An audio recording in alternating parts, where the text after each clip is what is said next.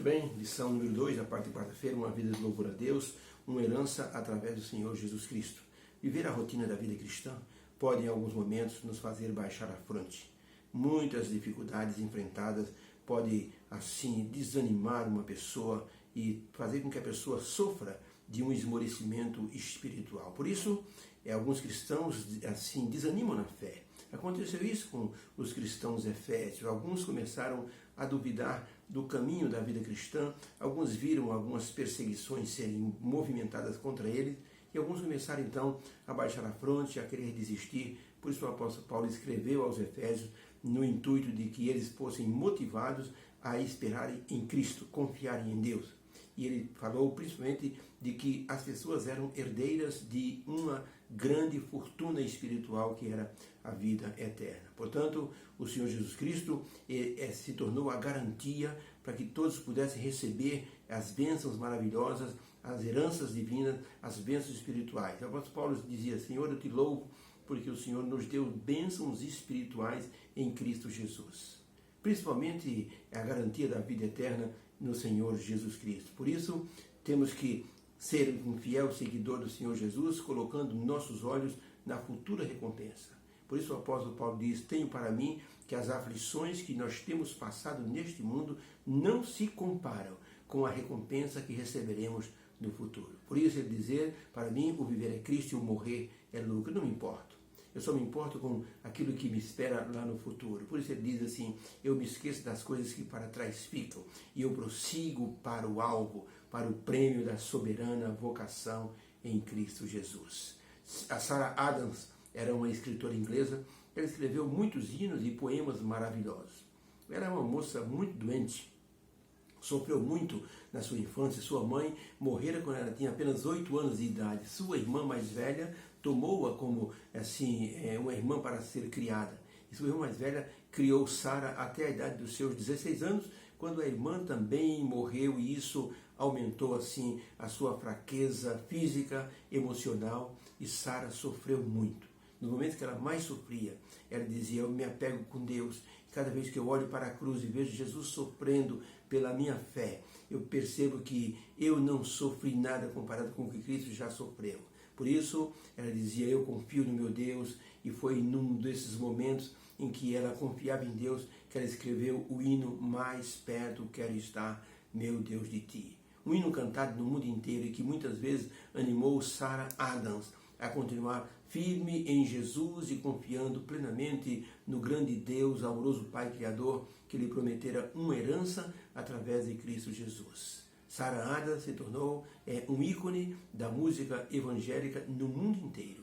Seu mais famoso hino, Mais Perto Quero Estar, se tornou um hino cantado no mundo inteiro, um hino que anima muitos crentes a continuarem a vida cristã. E o apóstolo Paulo disse: se continuarmos firmes na fé, receberemos uma herança dada pelas mãos divinas. Pergunta de número 4. Por que o apóstolo Paulo ele gostava do conceito de herança mencionado na sua carta aos Efésios? Por que ele gostava desse termo, somos herdeiros, temos uma herança? Vamos ler Efésios capítulo 1, verso 11, 14 e 18. Verso 11. Efésios 1, verso 11 diz assim: em Cristo nós fomos também feitos herança, havendo sido predestinados conforme o propósito daquele que faz todas as coisas, segundo o conselho de sua vontade. Verso 14, o qual Jesus é o penhor da nossa herança, pela redenção da possessão adquirida, para o louvor da sua glória. Somos herança de Jesus para que nós pudéssemos louvá-lo como possessão da sua glória. Verso 18, tendo iluminado os olhos do vosso entendimento, para que saibais qual seja a esperança da sua vocação e quais as riquezas da glória da sua herança nos santos. A pergunta é: por que Paulo gostava do conceito de herança que ele mencionou na carta aos Efésios? Resposta: Paulo queria que as pessoas sentissem o seu valor diante de Deus por causa de Jesus, e que eles soubessem que tinham uma herança através de Cristo Jesus. Deus não chamou pessoas apenas para serem assim perseguidas. Deus chamou pessoas para a salvação e prometeu a todos pela fé, uma herança maravilhosa que é a vida eterna, que é o poder do Espírito Santo, que é a vocação para a missão de salvar pessoas. Por isso, uma herança, ela é sempre deixada por ocasião da morte de alguém. E tanto pode ser um patrimônio, como pode ser dinheiro, como pode ser objetos de valor. Nós nos tornamos herdeiros porque Jesus morreu e nos deixou assim como herança ou como beneficiários de sua herança espiritual. Ter conhecimento dessa mensagem pode significar uma nova direção na vida do crente. O crente que só vive com os olhos na terra, ele só vê sofrimento e sepultura. Mas quando ele levanta os olhos, ele vê esperança, glória eterna e vida eterna. Por isso, temos que levantar os olhos, porque nossa esperança está no céu, não está mais na terra. Temos que levantar o olhar para cima. Um homem solitário numa cidade entrou em um bar e acabou brigando com algumas pessoas, foi surrado e ficou muito ferido. Foi levado ao hospital, mas devido aos ferimentos morreu dias depois. Não havia nenhum parente para reclamar o corpo e então foi enterrado como indigente. Dias depois, a polícia descobriu que aquele homem era herdeiro de uma grande fortuna, só que ele nunca tomou conhecimento disso. Um tio, que não tinha filhos, nomeou-o como seu herdeiro principal. E ele, sem saber, viveu numa miséria até morrer. Que pena, que lástima, uma pessoa não tomar conhecimento de que é herdeiro de uma grande herança.